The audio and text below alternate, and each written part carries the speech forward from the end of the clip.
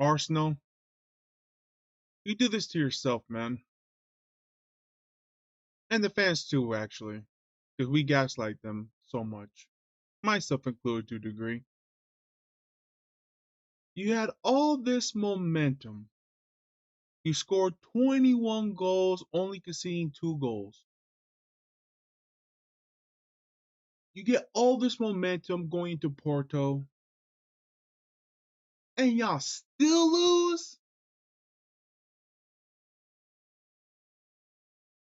And not just and not just lose, man. You lose on a 93-minute goal.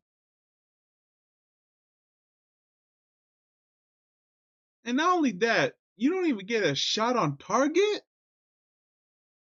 against a 41-year-old Pepe? And this is no disrespect to Pepe, man. He's a great player, but the dude is old. The dude is 41. And honestly, credit to him. I thought usually when you're 41, you're usually like, either MLS or Saudi Arabia. But nah, man, he's like, nope, I'll play in the Portuguese league. Well, to the fact that he's also from Portugal, so that makes sense. But even still, though, he's like, nope, I'm still playing at a high level. And sure enough, you know what? He still is. The fact that him along the Porto's back line didn't let Arsenal not even one shot on target, crazy. I didn't know we were back in 2010. Oddly enough, that was the last time Arsenal even make it to the quarterfinals of the Champions League. And by the way, guys, did you know that Arsenal still hasn't won a knockout Champions League stage since 2015? To put that into perspective, Aaron Ramsey was on the team. Giroud was still on the team. Sanchez was still on the team. Ozil was still on this team. Wenger was still manager. Arteta was actually still on the team. This is just like pure shit. Honestly, the thing is, man. I had a feeling, man. When I found out that Arsenal had a Champions League yesterday, I was a little bit nervous. I'm not gonna lie because when it comes to Europe, there's no history with Arsenal.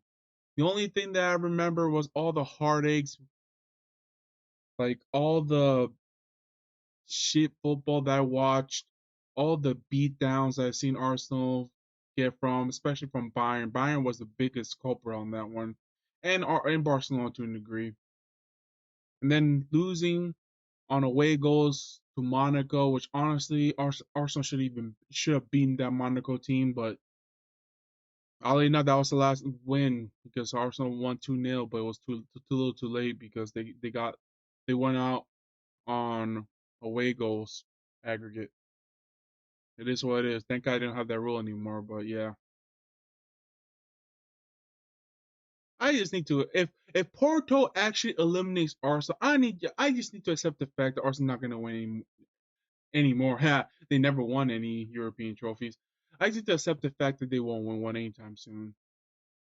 You mean to tell me that with the squad you have now, you can't beat Porto? And this is no shade to Porto. Honestly, they play a hell of a game, so kudos to you guys. But let's be real, Arsenal has a better team, but they still lost, so I can't say nothing. But yeah, just pretty bad. I All I gotta say is if Porto actually eliminates Arsenal, man, this is just oh man. I'm not gonna lie, Arsenal really need to look themselves in the mirror, man. They really need to. If they get eliminated by Porto. So the only copium I have for this game is the fact that they only lost by one. I have seen teams come back from losing the first leg by 1 goal, so it's not impossible. It- and also, Arsenal will be at home in the second leg, so maybe the crowd's gonna bring that energy to them, which they didn't have this game at all. But yeah, man, this game was just it was just shit, man. It was just pretty much shit. Oh, you know what? Let me just go to the statistics and my player ratings. Let me get this out the way, man. I'm actually getting pissed off just even looking at this, but yeah. Game one says I set this up real quick. All right, guys, we're here, and the first thing I'm noticed, look at the attack momentum, man. I mean, Arsenal was in control for most of the game, but here's a problem: they didn't do nothing with it. You know what this game reminds me of? This game reminds me of early Arsenal in the season where they have this control. They're in control of the game, and then out of nowhere, one goal later from the opposing team, and well, they lost. Like honestly, I think prior to this, exemplified this is you know what, probably a game against Fulham where they have full control but they still lose 2-1, or maybe the Liverpool game in the FA Cup game that also fall into this category. But yeah, they had control, guys, but they didn't do nothing with it. Statistics like Porto actually had a 1.19 xG to Arsenal 0.42, which is ridiculous. Like that is actually the first time I've seen Arsenal get under one in pretty good while, honestly. They had 65% possession to Porto's 35, which that's what I was saying. They had control, quotation marks, but it didn't amount to nothing. Arsenal had 7 total shots to Porto's 8. Porto had 2 shots on target. One of them was a goal, and Arsenal had none. They didn't even test the keeper, guys. That's You mean to tell me with all the attacking threat you have, you didn't test the keeper? Oh, man, it's just pretty insane. And actually, I just remembered. Yeah, they hit the woodwork. Yeah, one of them also should have lost by 2. They got lucky. I forgot who. The Porto player hit the post and it ricocheted back to him again, and he missed it again. The fact that y'all even had that break and still lost this game is truly remarkable, man. This is the power of Europe. This is the power of the Champions League. You, who cares what your in league form is? Champions League is freaking no joke. And this is a prime example of it, man.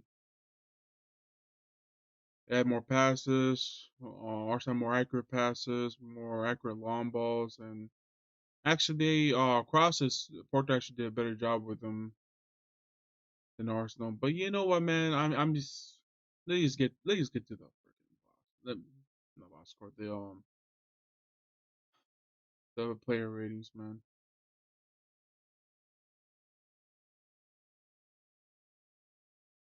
All right, let's get to it. De Raya, he made one save. He was 1-on-1 his run outs, he had one high claim, saying he made a save inside the box, 53% accurate on his passes, 6 of 13 on his long balls. He was 1-on-1 his aerial duels 1. He made one clearance.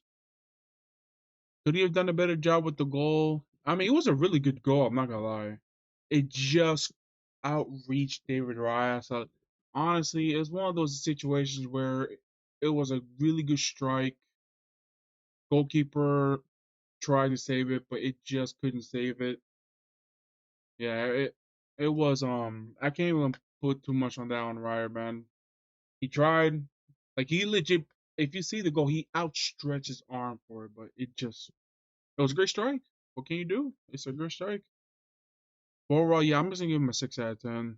He made a couple saves, but or he made one save, but yeah, it was just the only they're this mostly gonna talk about the goal that he conceded, but it is what it is. He tried. Ben White, he made one clearance, one interception, one tackle. He was 2 of 5 as ground duels, one air duels, one. He lost possession 8 times, committed 3 fouls, was fouled once, 86% accurate on his passes, 0 out of 2 on his crosses, 1 of 4 on his long balls. Yeah, it was just a mid game for Ben White. He tried, yeah, he did invert to the midfield, but it was one of the situations where They just couldn't progress the ball to their attackers, man. But yeah,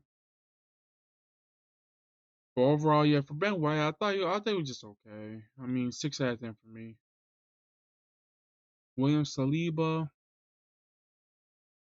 he made 3 clearances, 1 interception, 1 tackle, 1 and 3 on his ground dose one, 1 and 1 air dose one, lost possession 11 times, committed 2 fouls, 90% accurate on his passes, 1 of 4 on his long balls. He had 1 shot off target, and he did miss 1 big chance. I'm guessing that mission was the header, but he didn't really control that header. Defending, I think was just okay, but you can tell he was nervous, which is crazy because I never seen Saliba that nervous. Maybe being the Champions League, you get your nerves up a bit, but yeah, it wasn't his best game. I'm not gonna lie in terms of defending, but it is what it is. But for me, I'm just gonna give him a 6 out of 10. Gabriel Magalhaes, 3 clearances. He blocked 1 shot. He made 1 tackle. 205 was ground dose one. 203 air dose one. Lost position 8 times. Committed 2 fouls. Foul once.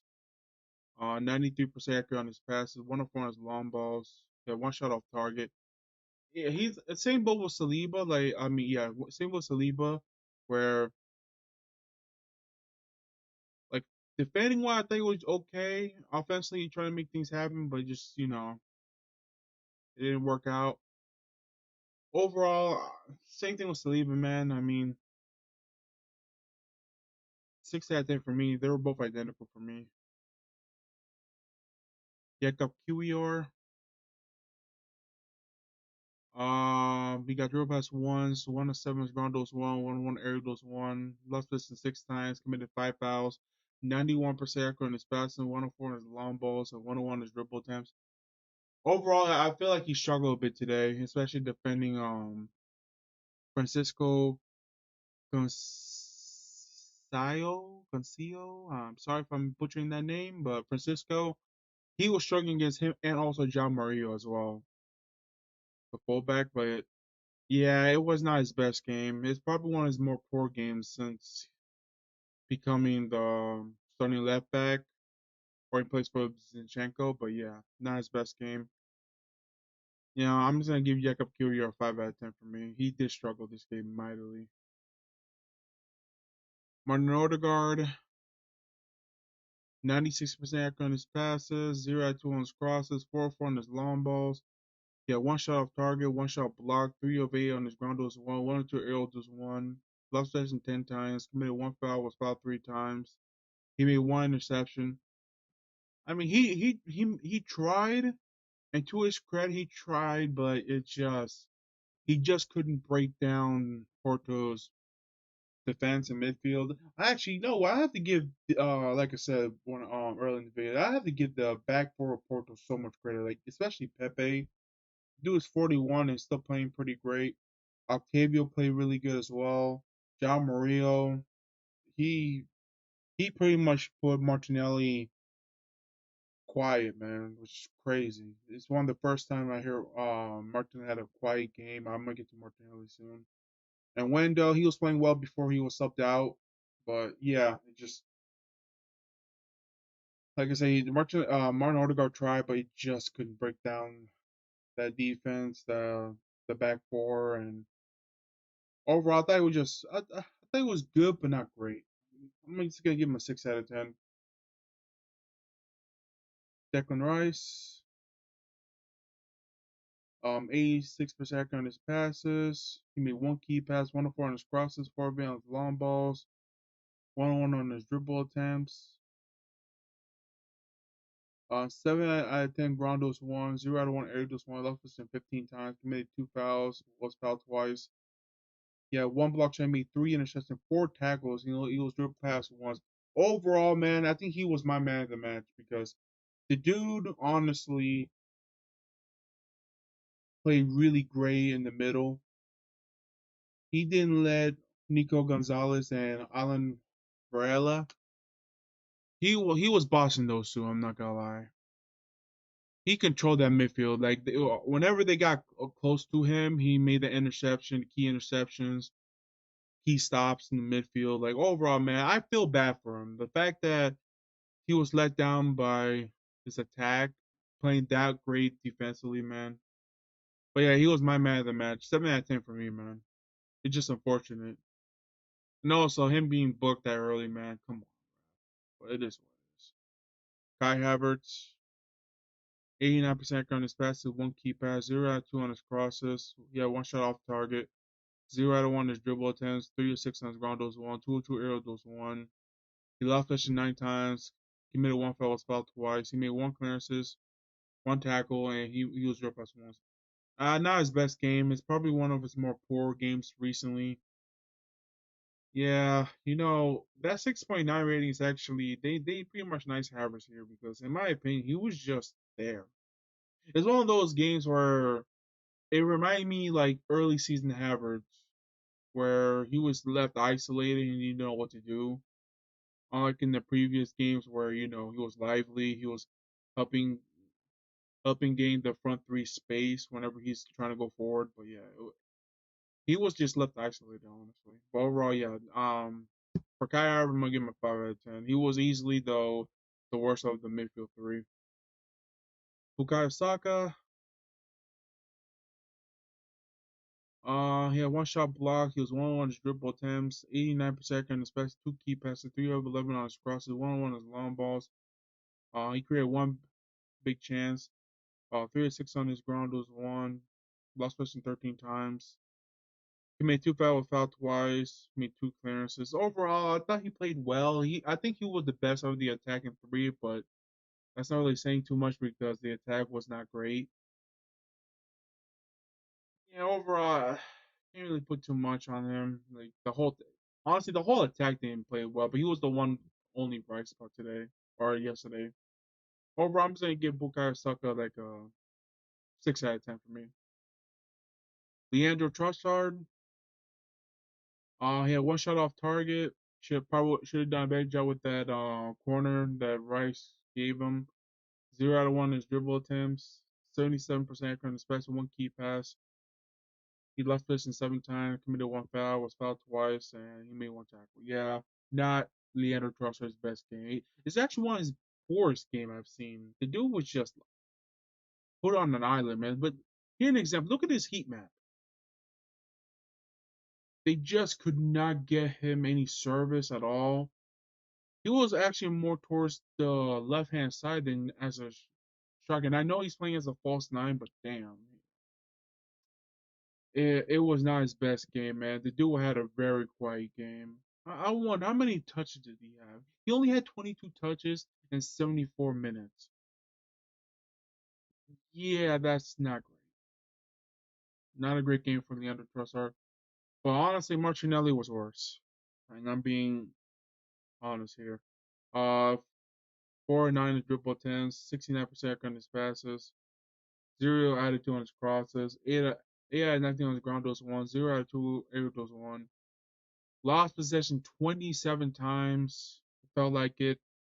Made three fouls with foul once, and he made three tackles.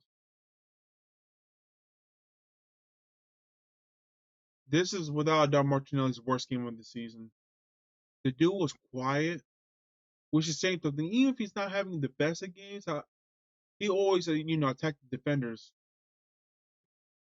He was attacking them, but he just was like they just had their number. The entire defense, especially Jao Mario and Pepe, they just had his number, man.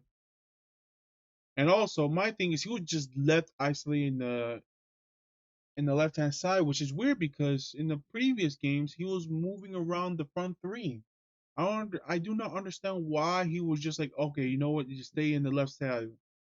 It's predictable offense, which is weird. Like I say, it's just weird because this feels like early season Arsenal where okay, we just get control and we'll just create our chances and we'll score them. So yeah, that's great and all if you're actually scoring them. And they were doing that last 5 games, but this one just like, and I get it, and I know there's gonna be people out there. Well, Porto's a much better team than y'all that Arsenal played recently. that may be true. I mean, the only team that probably Porto isn't better than is Liverpool. And I will admit that Liverpool they just made way too many mistakes in that game and Arsenal just took advantage of it. But yeah, it's just. But even with the Liverpool game, I seen Arsenal, move around the front three. This was just left. I was just left baffled with how I was just left baffled, man. I really was. Yeah, for Martinelli, man, I'm just gonna give him a 5 out of 10. I'm being nice. You actually know what? No, the fact that he was left that isolated, that quiet, that whole game, I'm gonna give Martinelli a 4. They really nice him with a 6.3 rating. As for Teta, oh, actually no, he only made one substitution, which is Jorginho. Which, in my honest opinion, I would have put in more attackers out there. But for Jorginho, he only played for 16 minutes, 73% accurate on the special, 101 is long balls, 101 is ground dose 1, 0 out of 1 aerial dose 1, lost position 3 times. Made 2 interceptions, 1 tackle. Overall, I mean, he didn't really influence too much. I'm just gonna give him a 5 out of 10. But yeah, in my opinion, I'm just like I would have put to shape up the midfield a little. I would have took out Kai Havertz for Emil Smith Rowe just to attack him, more attack him, and maybe put in like a goal scorer like the only thing I can think of is Eddie Nketiah if he's available. But overall, yeah, it was just the fact that Arteta only made one substitution that was for Jorginho for the midfield. It's almost like he accepted the tie, which you can't do that. Nine in the Champions League. But yeah, it's just unfortunate, man. Like they Arsenal actually like if I feel like if Arsenal went to the same mindset as they were in the previous 5 games, would just keep attacking and then you know keep attacking and they'll score early and then often. I feel they could have gotten at least a goal or two, but instead they went to like, oh, we'll just control the game, and then when the chances come, we'll score. Which, yeah, the chances didn't come, and yeah, man, and because of that, you got your first loss of this year, man. And just to put salt into wounds, guys, Liverpool won their game, so yeah, they're now at the moment plus 5 points ahead of Arsenal. They're only ahead by 4 against Man City, but Man City, they're in great form. Arsenal's still in great form in the league, but yeah, not looking great there. Not looking great there for the title race anyway. As for Arsenal, look, you got Newcastle next. Put this game behind you and focus on Newcastle, and then after that you got Sheffield United, and then you will play against Porto again this time at your house. So hopefully I see a lot more attacking instead of letting 41-year-old Pepe, Octavio, John Mario, and Wendell, if he's available for the next leg, boss you around like that. That was just embarrassing. I'm sorry. Oh, by the way, I forgot to say Arteta. Yeah, I'm gonna give Arteta a 6 out of 10. He made the right selection in my opinion because this is the second selection has been playing really great. I just feel like he should have done more substitutions, but that's just me. But overall, yeah, just not a great game. Not a great game at all against Porto. But as I was saying earlier, like you have Newcastle and Sheffield United. Get this game behind you. You'll and hopefully get them back, and hopefully this time we get some more players. And I feel like Gabriel Jesus would have been perfect for this game because they needed like another more attacking threat, so somebody who's just a false nine, or at least switch it up a bit. But yeah, it's unfortunate that Arsenal lose, man, because they were playing so well prior to this. But the Champions League is no joke, man, and this proves it. It's unfortunate, but hopefully Arsenal pull through and go ahead. But if they lose, we're gonna have some serious discussions, man, and I'm hoping that's not the case. All right, guys, that's it for me. Well, like and subscribe will help a brother out. Tough. Very, very tough, man. All right, guys. I'll see you next time. Peace. I swear to God, if Arsenal gets eliminated by Porto, bro, it's gonna be a long season.